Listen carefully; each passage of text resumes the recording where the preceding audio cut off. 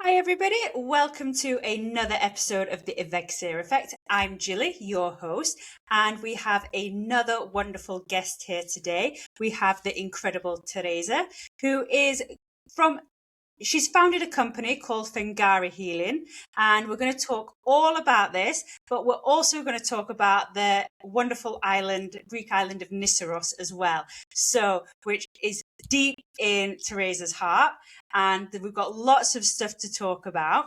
So, thank you so much for joining me, Theresa.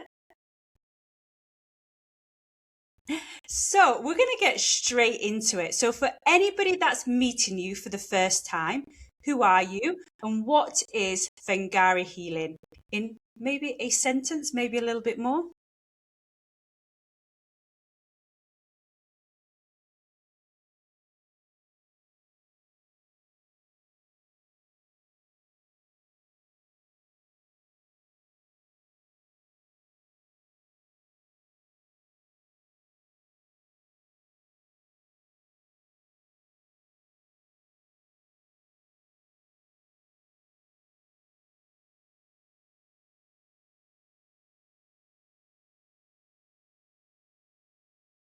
Won- Incredible. So, what does healing mean to you in a practical, real life kind of way, not the Instagram version that we see?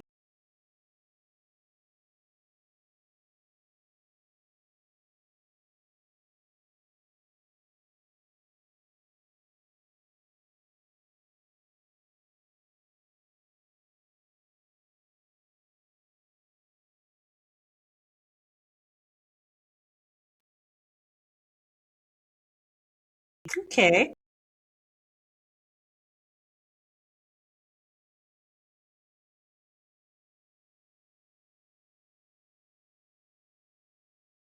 Yeah.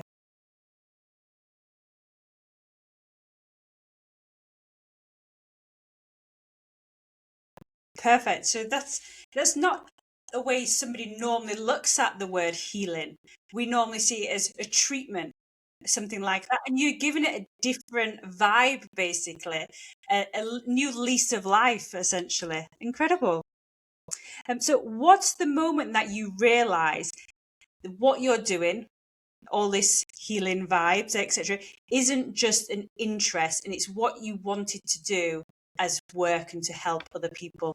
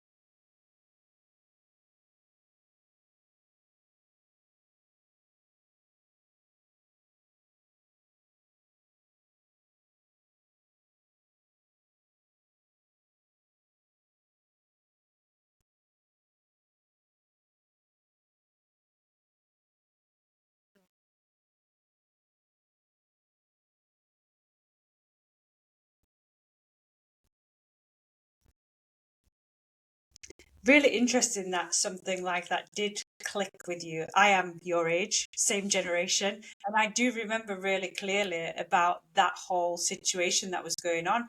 But something that clicked for you didn't necessarily click for me at that particular time, which is interesting that everybody's minds work at a different way, different attitudes, different surroundings. And the fact that you at such a young age took that initiative and took that discipline and said, no, I am going to do this. And you went with it, self responsibility, and you developed over that particular time. So you've mentioned that you were fascinated with health, the health of nature. So seaweed, mushrooms, that kind of thing, and our own power. So what drew you to those kinds of things specifically?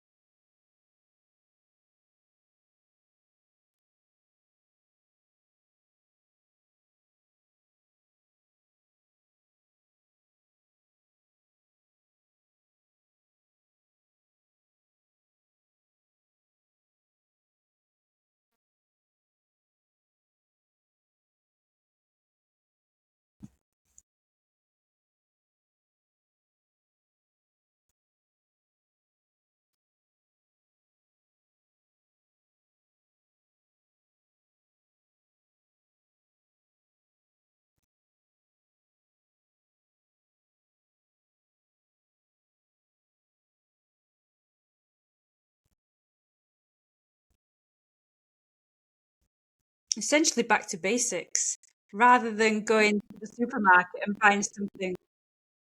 Rather than going to the supermarket and buying something with 10 ingredients, you're just using one ingredient things and putting something together for you, which is how nature intended it to be. Yeah. So looking back, what were the first signs that your lifestyle was changing your health compared to the family? So you mentioned that you could see the health benefits and your family were different, but where can you see that actually happening? The thing, and so both of my sisters have had severe acne for many years when they were younger. They have big scars from it. They have very much skin problems. I have never had a pimple in my life. And I remember this. So they are 6 and 9 years older than me. So when I was a teenager, they were like early 20s and suffering from this skin. They were doing loads of things for their skin. And I was like, I don't have anything. And we brought up the same way. We brought up, well, I was vegetarian, they were not, but other than that, we had the same childhood pretty much. And I started seeing these things like, okay, but I don't have acne, I don't have pimples, I have great energy, I'm not feeling down, I'm not feeling very sleepy, I'm having good sleep. It was just a difference. And I saw with my friends as well, I think also probably late teens somewhere there, that there were so many of my friends that unfortunately they were suffering from anxiety and they couldn't sleep, and there was loads of these things. But then I was turning to meditation and yoga and nutrition and this, and I just could feel like I was using the tools to do it for me. So I think it was just me observing and then sort of again thinking like, oh, but this is not happening to me, so maybe I should do more of this. Maybe this is a really good thing happening right now. Yeah. Okay. It's a really interesting story that you do have such a, a great comparison because theoretically in genetics, things like that, you would think that you would experience the same things Yeah. as your sisters. Mm. And that the process of elimination, that would be the only thing that is um, different in your lives, Yeah. really. And the fact that Yeah. you take in that, not just the food element of it, the vegetarian, but the whole aspect of making sure you're having a calmer lifestyle. So you're Yeah. going to meditation, you're actually um, consciously doing things to make you feel good. I think I was always investing a lot in myself, and I remember my mom used to joke about like, you really love yourself, you so much stuff love for yourself, and I was like, I mean, we're joking about, because in Sweden you can't do that. It's a very big like culture, like no. And but I really was. I was always constantly investing in myself. And And I think that that's something we is should be something, proud about. yeah, We shouldn't like, we should be proud of feel that. guilty. We should not feel Yeah, guilty for investing in ourselves. And yeah, now I would say that I'm going to guess that your mum would have a different point of view. She'd yeah, probably turn around and say, you were right. I was wrong at yeah. that stage. Yeah. Let's talk about the pivot in your life. So, um, you've said to me in the past that you hit an end career-wise. Um, Mm. so this was the pivot point in your life. What felt empty and what felt like it was missing? I was in the corporate business for about 6 years. So I was living in England for 10 years. And for the last 6 years on my time in England, I was in the corporate business. And I'm so grateful for that, because it taught me so much, so much. And when I moved, I was in Brighton in England. So when I moved to Brighton, I needed that job. It gave me everything I wanted. It gave me the financial stability. It gave me so much knowledge about just being in a really big corporate business. But in the end, when that was fulfilled, because that was the beginning of the purpose, like I needed financial stability, I needed to get on my feet, I needed to learn some stuff. But once I've done that, there was nothing there for me. I wasn't motivated. I didn't hate it. I was still going in there. I loved my colleague. We were always having a laugh. But I wasn't interested. If someone made a mistake, I was like, okay, cool. Like it was nothing in it for me. Yeah, it didn't fulfill you. It didn't give you a No, it zest didn't, to didn't life. no. Yeah. Mm-mm. And were you in the UK when COVID happened? Yes, I was in the country. Yes. I So, moved to Brighton about 8 months before it happened. Or seven, yeah. yeah, Okay. 7 months, something like that. Yeah. You've said that you saw so much happening that shouldn't have happened during that time. What did Mm. you witness, generally, and what did it wake up in you? I think when the whole COVID thing happened, so I was in London for almost 2 years and then about 7 months in Brighton. And when that thing happened in the beginning, I was so scared of it. I think everyone was just so scared. It's like, what's going on? We all thought it was like a zombie virus. But then when we moved past from that, let's say maybe 6 months in or something like that, they were all talking about how to stop this, how to cure this, how to stop this. But health was never ever mentioned. It was never maybe talking about immune system, and people started talking about T cells. So I studied biomedicine. And when they started talking about T cells, that's also started, quiet down. And I was like, what's happening here? And how to boost our immune system wasn't mentioned. With nutrition, with breathwork, how we use our muscles, how we connect with other people. None of that was mentioned. And how we can, so the virus was going on the lungs, and I'm a breath worker. Then why don't we work on how we can expand our lungs, how we can strengthen our lungs? Nothing of this wanted to be talked about. Then it was woo woo. And then when the vaccine came out, which is, I mean, there is two different conversations. One is the actual vaccine, and then one is the conversation of how they marketed the vaccine. And they just brought out this vaccine saying, take this or else. And that was it.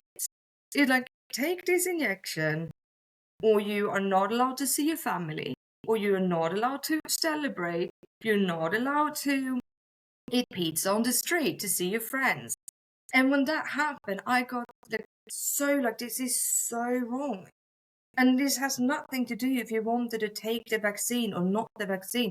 It was the way we were pushed into it and the way it was portrayed to us, with the lack of actual help and other ways to do this.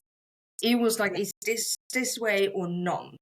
And if you're not doing it our way, then you are pretty much a problem in this whole, issue. And that was what made me so angry.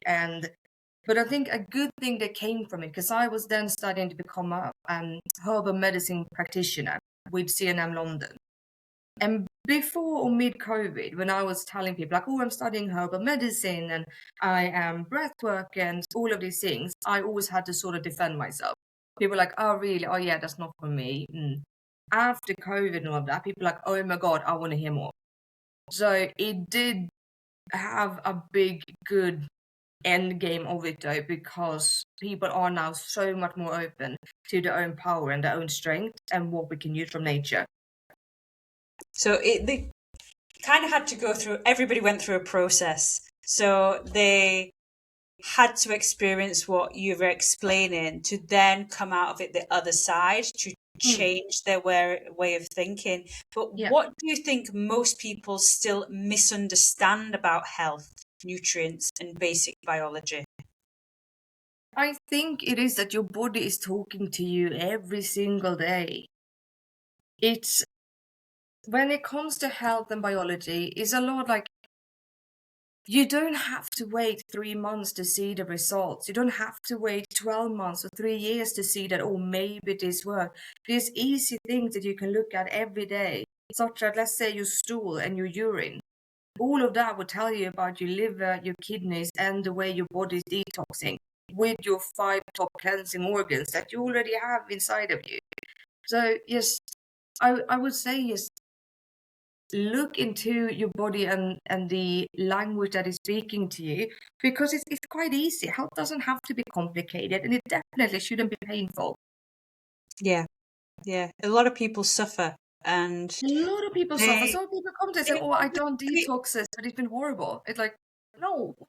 everybody's into everybody's into this thing of going to the doctors all the time, getting that quick fix. They want a tablet to cure everything rather than educating themselves and Yeah, understanding that nature is actually there to help us. And if we just change the way we do things, um, mm, we could get some amazing results. absolutely. Yeah. Absolutely. So you studied biomedicine. You've just mentioned that. You've Mm, also studied naturopathy yeah, and health coaching. So yeah. how did those disciplines shape the way you work with somebody now? I think biomedicine was very difficult for me because I needed to do it in a second language. And I realized when I started, I didn't know the organs in English. I didn't know anything. And it was like, I went to buy a kid's book. And when it says, like, this is the brain, this is the liver, because I didn't know. So that was very challenging. um, but it was so good for me to understand the core of our health. So we started studying everything about the cells. Then it was everything about tissues. Then it was the organs. Then it was the heart. Then it is the lymphatic system, nervous system, digest, everything. It's a beast. So you cover every bit of it to get the overall understanding. And then when you move forward to naturopathy, it all made so much sense in how to support all of our different systems and how we already been doing it for thousands of years. So it's to me, it's me having the science and then also having the what's it called, the legendary herbal little tricks and remedies, and just to combine the two of them.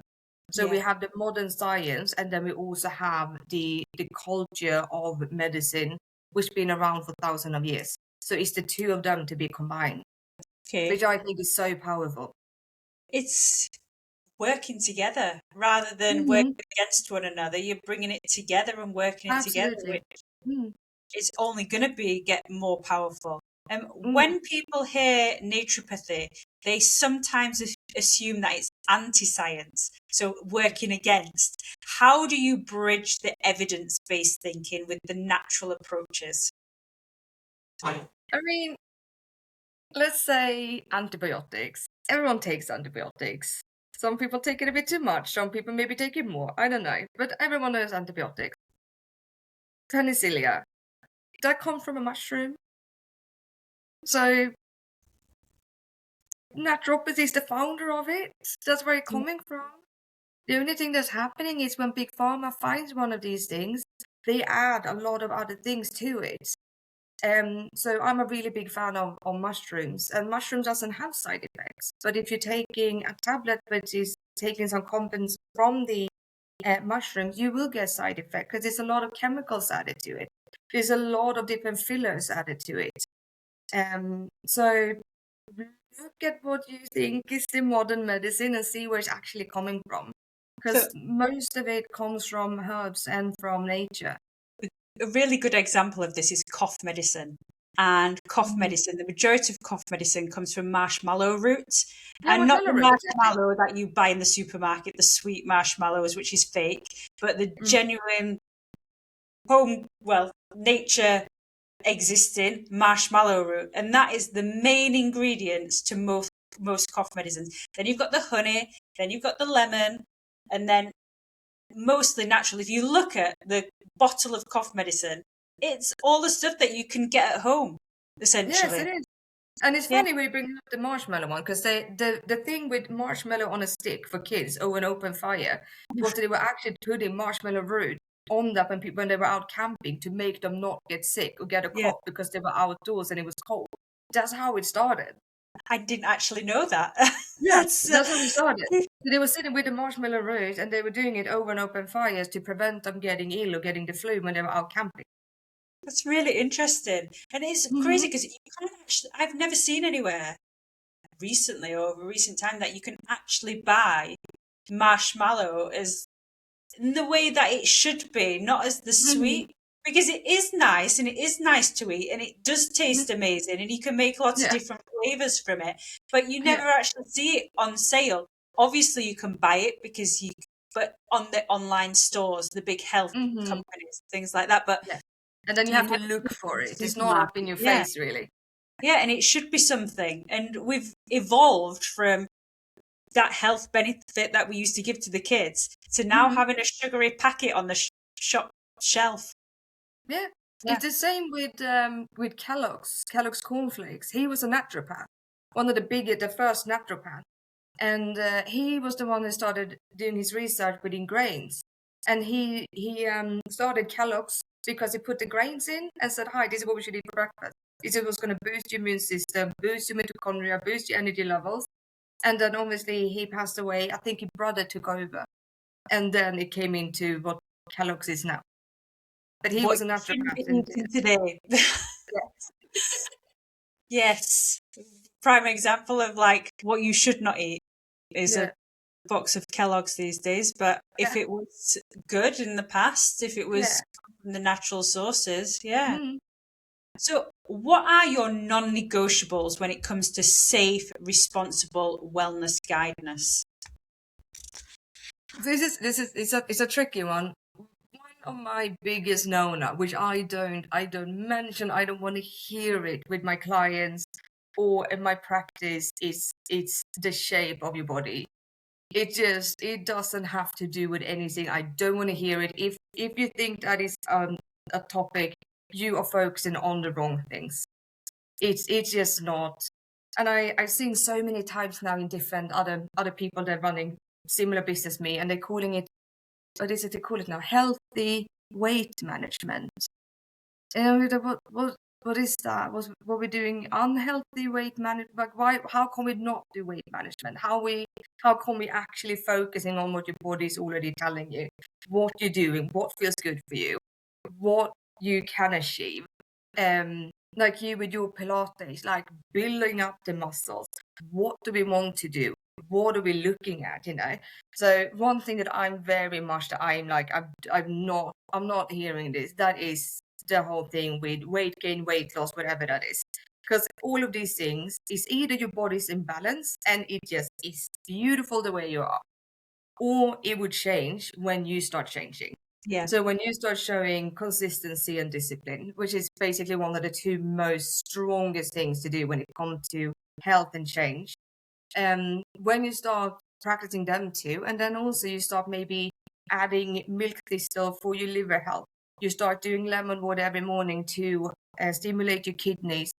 Once these things are happening, you are going to see beautiful things happening in your body. Yeah. So everything comes with time, but it doesn't matter when it comes to shapes and size and non-muscle or non-strong or super strong. I mean, you must see that all the time with Pilates. So, Some people honest, can do everything and some people cannot do anything. It doesn't matter. honest, honestly, so I do not train for weight loss. So I do personal training, I do Pilates. If somebody comes to my Pilates in class, say, will I lose weight? I'll say no. I was like, I'll make Yeah. you stronger, I'll Yeah. make you more mobile, but I won't help you to lose weight. If somebody comes to personal training for me saying they want to lose weight, saying I'm the wrong trainer for you, I will Yeah. make you stronger. Okay. Yeah. You then need to go and find somebody that's going to make your nutrition better, Yeah. and we'll work together as a team. Results don't come if you want to lose weight. It's all about your habits and changing habits. Yeah. It doesn't come from one solution. No. And you may find that you have a reason why you can't lose weight, or you're supposed to be a certain shape. We're Yeah. not all supposed to be a size 8. No, Okay? exactly. We're all supposed to be different sizes, different shapes, and Yeah. that's how we are. The Yeah. best thing to do, and what I say to my clients, is just focus being on a stronger, healthier version of you. Exactly. Exactly. I couldn't agree more. And that's why we're here. And we're not here to change what someone looks like. This is your body we're talking about. This is your energy, it's your mind, is all of these things balanced. Yeah.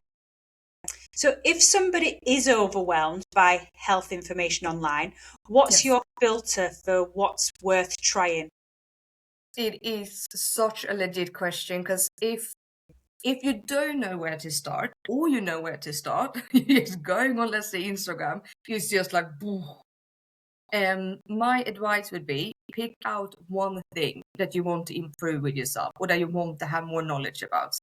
Don't try to learn everything about the body or your mind or your well-being in one night scrolling when you really should be sleeping because you're going up at 7 a.m.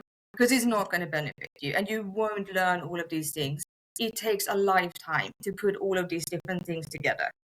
My advice would be pick out one thing. Let's say you may be thinking, oh, maybe I have ADHD. Maybe then focus on looking into GABA levels. Or maybe then start learning about, okay, what is my nervous system? How does it react? Start maybe thinking about, okay, when do I get really stressed and I get an outburst? What happened the seconds before?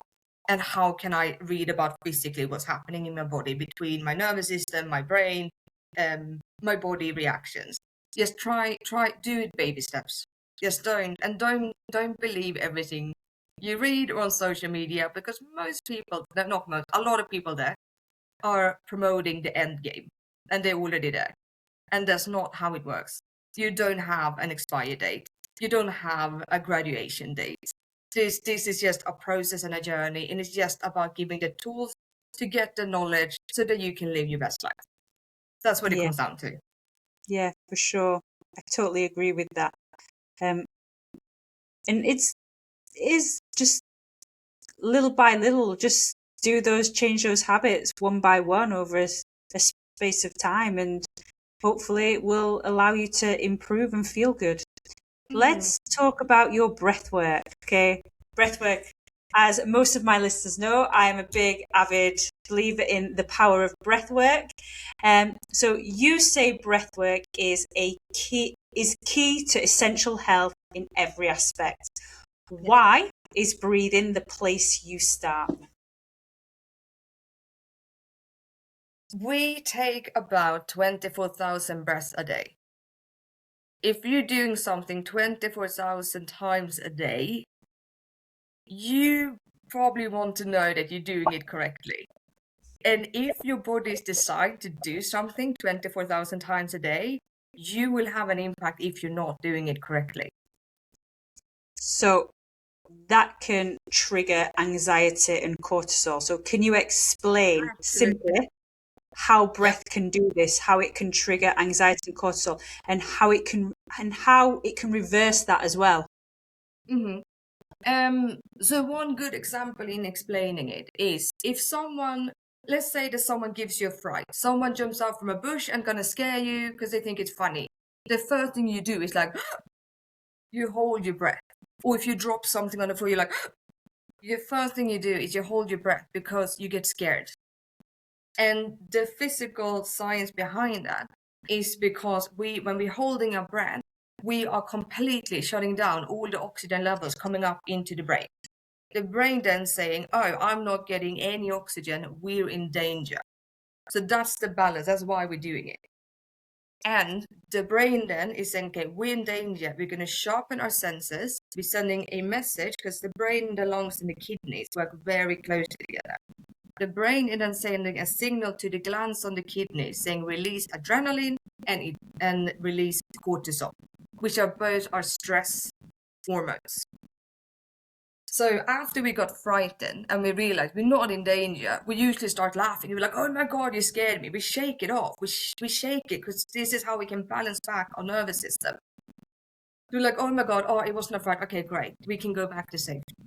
Great, we crack on with our day. If you are breathing up here and not, so we're supposed to breathe with our belly, but if we are breathing up here, which is like 87% of everyone in the Western world are, this is no shame in breathing this way because we are basically designed to do it these days with how society is. So let's say that you are shallow breathing here. You are missing up to about 1/3 of the oxygen you inhale doesn't even make it through the lungs out in your bloodstream. So you're missing out of about 1/3 of oxygen. And when you're shallow breathing here, you are not getting enough oxygen up to your brain, which is constantly your brain thinking like, okay, I'm getting some oxygen, but I'm not getting enough. That is causing anxiety.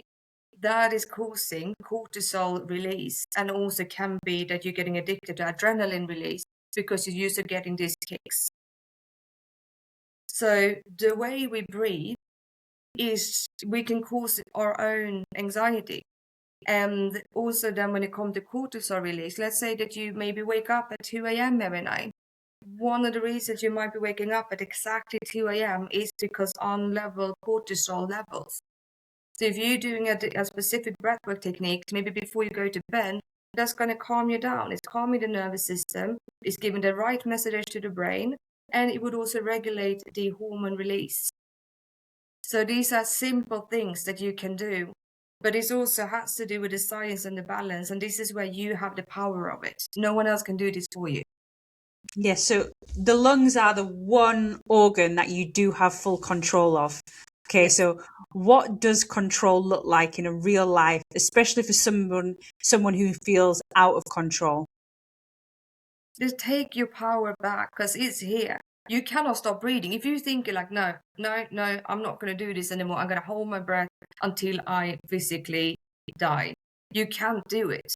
Your breath is always with you.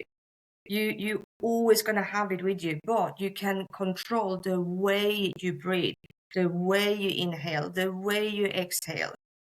And that is so important as well. I know that a lot of doctors now actually, when people come with issues having panic attacks, a lot of them are now teaching them box breathing because it Yeah. calms down the nervous system. And box breathing is breathing in for 4 seconds, breathing in for 4 seconds, holding your breath for 4 seconds, exhaling 4 seconds, holding it for 4 seconds, and then just keep on doing it.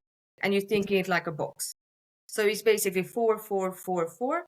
And you can focus seeing this box and just think about, okay, the next corner, the next corner, the next corner. And it's extremely effective. Very, very effective. We see it all the time. So I think when you're feeling like you're not in control, just know that you are. And feeling like you're not in control is probably the anxiety is talking to you saying, because that's what they want you to do. That's what the anxiety wants you to do. The anxiety comes as like a black shadow over you. And it's not on your side. It will never be on your side. But you do have control over it. And what's the difference between breath awareness and breath work? So breath awareness is what you can do all through the day.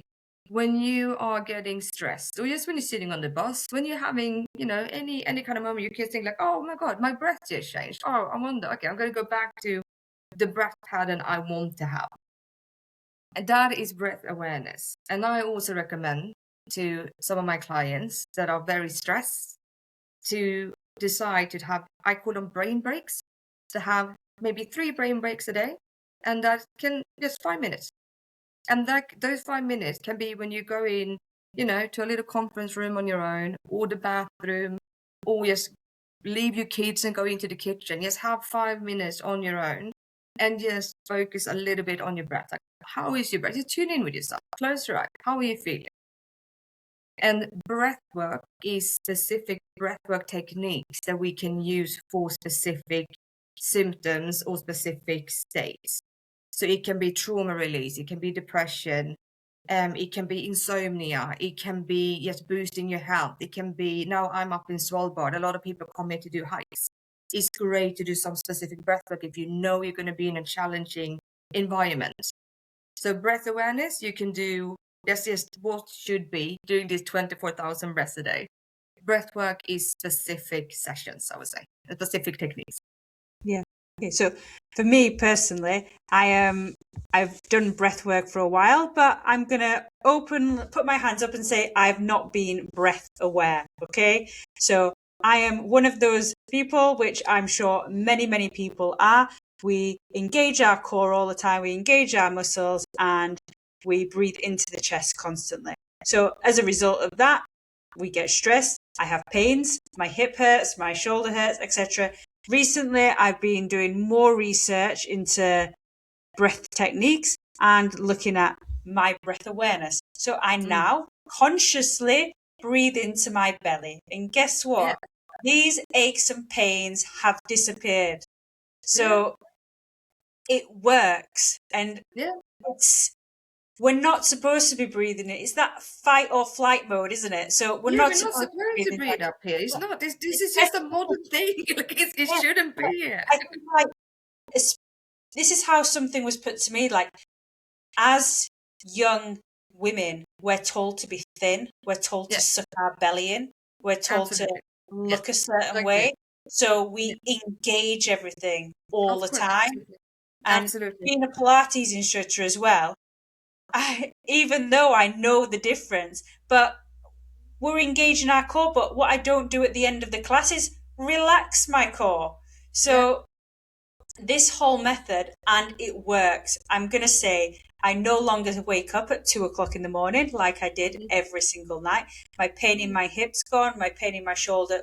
I've had shoulder injury for over 10 years, and it's suddenly, I've been going to the physio, and suddenly since I've started doing this breath awareness, it's not as bad as what it was. No, because you're getting the right amount of oxygen into your tissues. And it is, we need oxygen. That's one thing that we need. So that is it. Before, you probably didn't get enough oxygen into your body. Yeah. It's really interesting what you're saying as well about women. We're so taught that we're supposed to look, a specific way. So we just, sucking our belly in and we're breathing in here and like, okay, and we cannot make a fuss, we cannot make drama, we cannot do anything. I had a client who was diagnosed with chronic anxiety, which is also very interesting concept. How can you be, what is chronic anxiety? But she was diagnosed from a doctor, and she used to be a ballerina when she was a teenager and a child. And I was doing breathwork on her, and she was laying down, and I was guiding her how to flow in the body with the breath. And she was really struggling. And then she said afterwards, because then she got it. She did amazingly. And she was like, what's this? She's like, I've been told my whole life to breathe the complete opposite way. No wonder I have anxiety. I'm lacking oxygen so much in my body. Her nervous system are unregulated, all of it. She did one session with me, and then she messaged me saying, I haven't felt anxious since I had a session. And she then started doing breathwork awareness and changed the way she was breathing, and that was it. And she messaged me, she said, thank you, I'm not going to come back because I simply don't need it. And I said, that's done. That's all we need. I told one of my clients, I said, my purpose is to basically not see you again. I want to educate you so you can do this on your own, because you can. And it's so interesting. It's incredible. And it is just about education. Like, we're not taught to breathe. We're not taught to breathe. We're just expected to breathe. And so it's just educating people in the right way. So let's move on to a few of your other methods. So if you could give listeners a simple daily minimum effective dose routine, what would it be? Just with breathwork or with everything that you're doing, sorry. Okay. So all your methods. I would say breathwork awareness, because it takes no time and it doesn't cost anything. I would say find 1 or 2 superfoods that you like and enjoy and include it with every meal you're having. And what I mean with superfood, the definition is a superfood is something that you eat, that you can consume, that includes every vitamin and every mineral that is essential for the body. And there is thousands of these. So find 2 of them and include them in your life, and then do what you like, do what you enjoy. Don't push yourself if it doesn't feel right. Do find the things that gives you inner joy. When time doesn't exist, when all of a sudden it feels like, oh my god, it's been 1.5 hours. That's what you want to focus on. That's what, even if it doesn't make sense when it happens, that's where you want to go. That is your place. Perfect. It's really good advice. There's a lot of people out there say that I don't have time to do things. What's your honest response when people say that? It's about priorities. I mean, it's a very, very boring thing. Sometimes we don't have time. Trust me, when I was working full time in corporate and studying in London, commuting 2 hours, like doing my biomed, it was horrible. It was horrific. It wasn't fun. I didn't have time, but I knew once I was done, I would have time. So yeah, sometimes in life we don't have time, but make the time. Even if it's just 5 minutes or 10 minutes. I don't like going to the gym. I'm not a gym person. I've never been. But I love Pilates and I love yoga. So I'm trying to do it. I'm trying to put aside 20 minutes a day. And that's it. I do it intensely. And then it's none. Just try to find whatever works for you. And if you can set aside 15 minutes a day to begin with, then do that.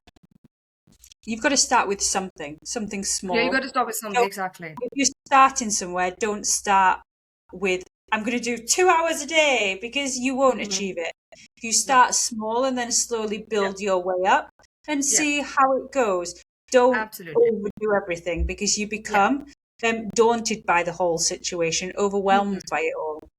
Yeah. And then I would also say that if you don't have time to invest in yourself, I don't think that lifestyle is going to work out for you in the long run.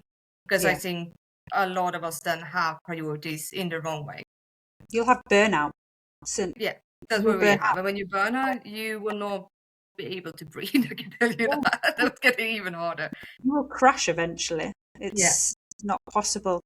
So let's talk about what you're offering. So you do one-on-ones, online detoxes, breathworks, retreats coming soon. So you recommend people do 1 health coaching session and 1 breathwork session. Why that combination, and what changes when you do both? The reason that I recommend doing 1 of each is because then we covered everything. We have done everything. We have talked about the breath. We talked about the science. We will touch a lot about stress, trauma, and mental health with breathwork. So there we're touching a bit on our brain health, on our nervous system, and the holistic touch, or the chakras, the energy flows. Are we stiff? Like you said with your shoulder, we're covering that with the breathwork. When we do health coaching, we're looking at your medical history. We're looking at daily habits. We're looking at what we find in your home. Do you use a lot of scented candles? May that affect, you having a headache? All of these different things. So we're combining them. And once we've done the 2 sessions, you will have a lot of information and tools to move forward and see and do the little changes that you want to do. So it's just an overall great way for you to start, and it will be very, very individually made for you. Perfect. And tell us about your online 7-day detox and breathwork retreat. So what does detox mean in your world, and what does it not mean? Detox became very trendy. I don't know now, time-wise, maybe 10 years ago or something. Everyone was doing the little green shakes and they were walking around like, oh, I'm going to detox. It usually happens in January as well. The thing with detox is we have 5 cleansing organs in our body. So we're having the skin and lymphatic system. We're having the digestive system. We are having the lungs. We are having all of these things. The kidney, we're having all of these that are helping us detox every single day from whatever it is that we're putting into our body. The problem is that we're being exposed to so much these days with just the way we're washing our clothes, the air we're breathing, shower gels, makeup, products, all of these things are constantly interfering with our cleansing organs. So the liver gets overworked, our kidneys get overworked. And that's why I also mentioned before, it's just an easy thing to look at your urine. Like, how is your kidneys doing? Are they overwhelmed? Are they doing great? So detox to me is how we can just make our organs optimized to do what they are designed to do with easy life hacks so that we don't overwhelm them. And in my online retreat, so it's 7 days where we do morning and evening breath work. So the lungs is one of our most powerful cleansing organs. I read somewhere that we get rid of 70% of all the waste product through our lungs. Okay. Yeah. I assumed it all went, well, not all, but the majority went through our kidneys. Yeah, And I thought kidneys. The kidneys are digestive in stools, what I thought. yeah, But it's the lungs because everything we breathe in and then that goes out. okay. So when we're doing this 7 days detox online retreat, we are focusing on doing morning and evening breath work. We're doing 3 different techniques through the week. So we focus on one that is more intense, which is sort of trauma releasing. We're doing one to improve your sleep. And then we're having a third one that you can go to at any time just to do stress management and stress release. It's also including a food program for 7 days where you have breakfast, lunch, dinner, and snacks, where this is cleansing food that is going to put your body into a gentle detox. And these you can also continue eating and consuming after the detox. So it's nothing it's not a strict program. We also talk a lot about herbs. We talk about different herbs. So I mentioned milk thistle, we have dandelions, we have all of these natural ways that we can consume in teas, all as fresh as they are, in salads, on top of things, and that will actually support the liver massively in its own detoxification and also improve metabolism. So we're going through the science about how does a body detox and why, then breathwork, how we can do it, and then also what we can consume to support it. So there's loads of different options and tools there as well on whatever suits you and your lifestyle. Perfect. And what's the outcome or the typical outcomes after 7 days, physically and emotionally? There are so many that go back to me that's saying that they just have new energy. They're feeling just more refreshed. And I say, I didn't do, some of them only do the breath work and saying, I will do the food another time. Some people do it hardcore, they do both of them at the same time. But most of them saying that they wake up, they just have more energy, they just feel more refreshed. And that is our organs then. We're giving them a little bit of nourishing, and they are now on optimized health. We're supporting Wonderful. them. Absolutely amazing. And what's the biggest misconceptions people have about detoxing? That it should be painful. Some come to me saying, I'm not sure. I did a detox and I was spending about 4 hours straight in the bathroom on the toilet. And it's like, that's not detoxing. That's just painful. Yeah. That's not good for your body. That's not good for anyone. And just as well a bit with social media is don't buy into everything when it comes to the reason of doing a detox, and do your own homework. And also, like we mentioned before, find out what it is that you want to do. Maybe like, my kidneys are a bit slow, or my urine is never, the color it should be. Then maybe we should focus on that week. Maybe just focus on your kidneys. We can work then on the glands when it comes to cortisol and adrenaline release, because maybe that affecting the kidneys to be overworked. So we can do a breath work that will calm that bit down. And then we can also do a lot of lemon and milk thistle and nettles to support the kidneys. So do that for 7 days. You don't have to do all the organs in 7 days. It's not a race. Perfect. So we're going to move on now, and we're going to start talking about Nisseros. Okay. Yeah. So for those that don't know, Nisseros is a Greek island. It's a volcanic Greek island, just a short distance away from Kos. So I had the pleasure of meeting Theresa there last year. So me and my husband, we went on a little weekend getaway, because it takes 30 minutes on the boat, something like 30 to 40 minutes on the boat. So we went away, and Theresa has impulsively moved there, bought a house there. So, how did you first arrive there, and what was your first emotional reaction? So I came there about, I think it's now maybe 5 years ago. It was right after COVID. And I was practicing Kundalini yoga in Brighton. And my teacher was having a retreat there because she used to live in Greece for 15 years or something like that. And I was like, oh, cool, I want to go there. Booked myself in, never been to Greece before. Weirdly, because it's a lot with Greece, it's just aligned with me, but I've never been to Greece. And I came there and I put my little feet on the island and I was like, whoa, what is this? I was just amazed. It's the energy from the volcano that is still active. It is the beautiful sea, it's the sun, it's the traditions, the people. It's just amazing. So once I was there, I decided to buy a house on day 3.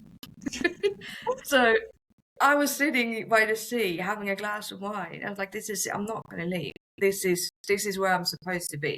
I didn't know how, I didn't know why, I didn't know how I was gonna make it work. But I found a really old Greek house the day after, on day 4, that was for sales. And I found the woman that was selling it, who's now a really, really dear friend. And I said, I want to buy this house. And they said, that's fine. And that was it.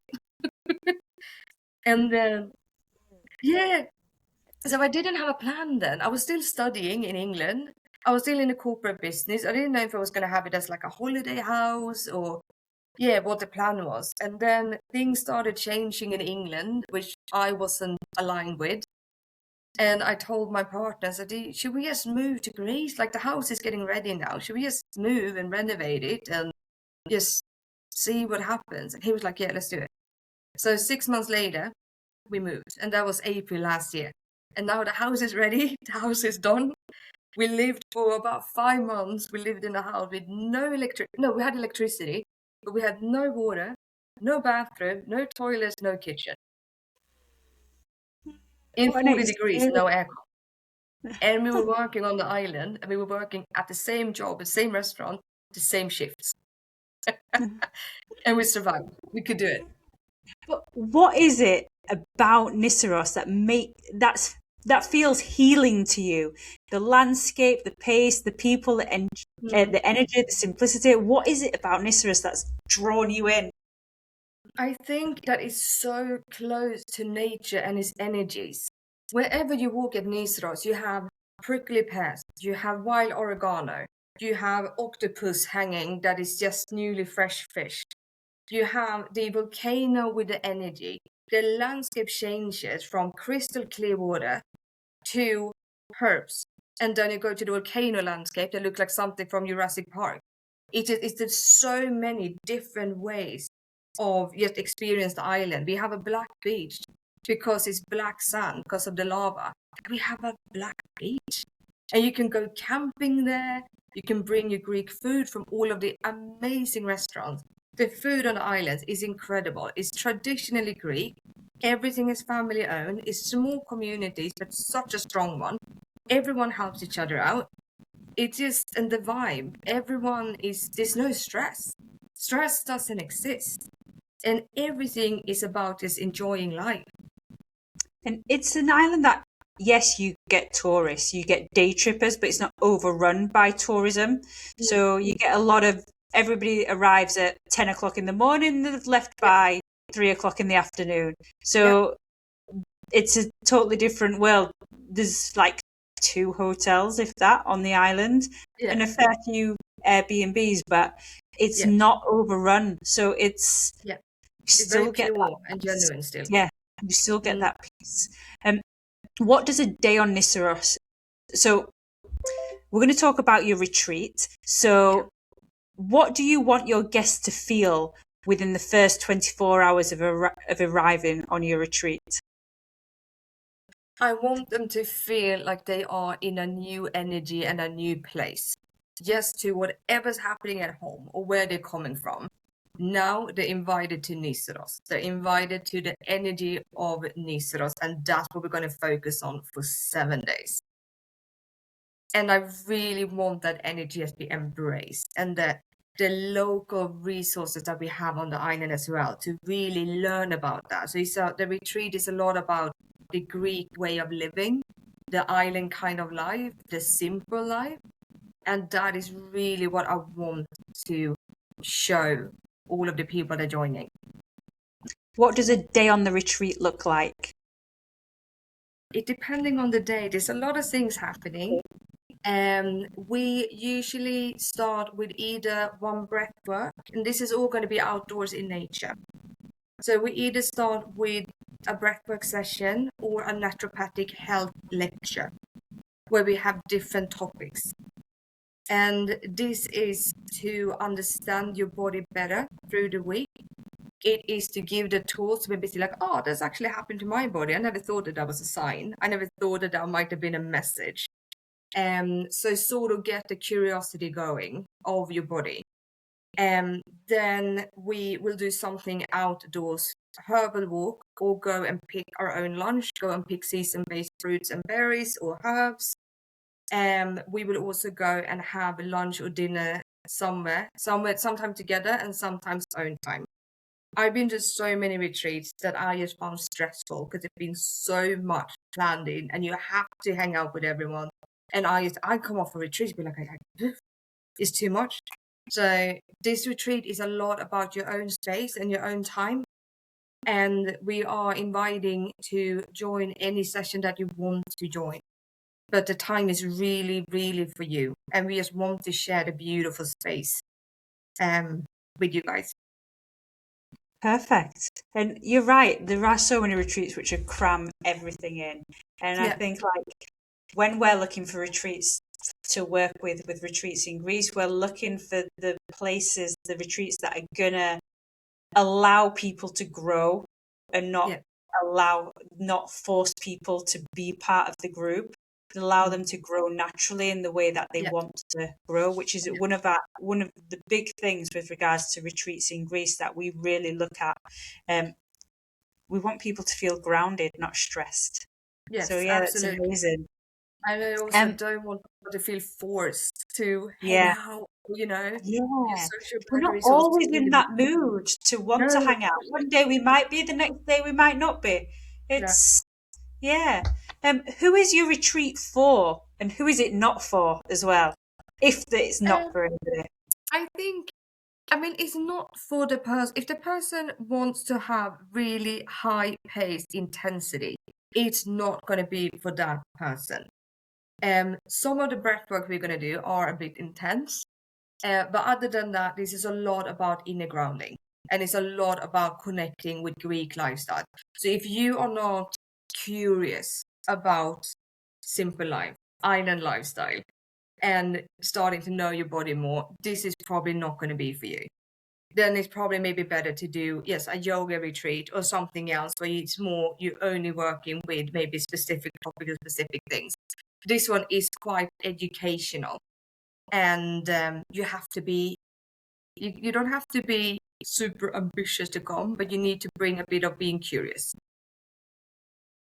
perfect, wonderful. And what's one experience on Nisseros you think will surprise people? Something they wouldn't expect. It's a difficult one. It's so much. I honestly think the volcano. It is just such a thing, and I think Nisros is the only Greek. This is the only volcano in Greece that you can walk inside of. Oh, I think it is. All the islands are volcanic. So Kos used to be connected to Nisros back in the day. We have thermal springs, etc., but we don't have a crater. Whereas on Nisros, you've got 3 craters, I think. I want to say there's one that you can definitely go into and explore. I remember I went for the first time when I was like 8 years old. Yeah, so I do remember, and then I've been back as an adult, and it was a completely different experience. Just because you look at things differently, but it is it's an experience that you don't normally get to do, is it? Not And then I always recommend alive people. yeah, it's So alive, and you feel it, you yeah, smell it, you see the heat coming. And if yeah, you remove your shoes and you walk barefoot, you're doing grounding, which is also they will have also about science and nature. Like grounding, walking barefoot has so much science-backed facts around it. Imagine doing that in the active volcano with all the minerals, all of these things. It's incredible. And then yeah. Nisos also take minerals from the volcano and they make thermal baths of them. So you can actually go to a thermal swimming pool or thermal bath where you actually get, yeah, thermal bath with minerals coming from the volcano. And thermal baths is incredible for detox, absolutely amazing for stress, for relief, for your muscles. It even goes through, it goes so deep, it goes into your bones. That's how powerful these minerals are. And we get that from the volcano. It is an unbelievable thing. Incredible. It is for a lot of people a once in a lifetime opportunity. So I do urge people to go on your retreat because for the content and the location, it's not something you'll get to experience. So we're going to wrap up a little bit now. So, what do you wish more people understood about their own ability to heal? That you have the power. You don't have to ask anyone else. You don't have to give away your power. You have it. And it's up to you what you do with it. Perfect. That is a really simple thing to, yes, take Yeah, control just of your choose power. wisely. That's it. Yeah. And where can people find you, work with you, and learn more about what you're doing? So I am doing a season at Svalbard at the moment, which is close to the North Pole, as far away as you can get from Niceros. And then I'm coming back to Niceros. So I am right now, you can find me at Svalbard. You can find me online, and that will be through my website. So it's fengarihealing.com or Instagram, which is Fengari_healing. I Not will .com. put this on the description. Don't worry. It will be written down. Read the description, ladies and gents, and you'll find the information. Mm. Yeah. So But yeah, so I'm perfect. finding person in Svalbard, but then online. Wonderful. And thank you so much, Theresa. It's been absolutely fascinating chatting to you. Yeah. And I'm pretty sure all our listeners have taken some great goodness from this podcast. But thank you very much. Thank you. Thank you very much for listening, everybody. I hope you really have taken a lot of goodness from this podcast. If you do have any questions or want to know more, all you have to do is ask. Please like, share this podcast. And if you don't already follow us, you can follow us. Just click on Spotify, click to follow. Thank you very much, everybody, and have a fantastic day. Bye-bye. Hi, everyone.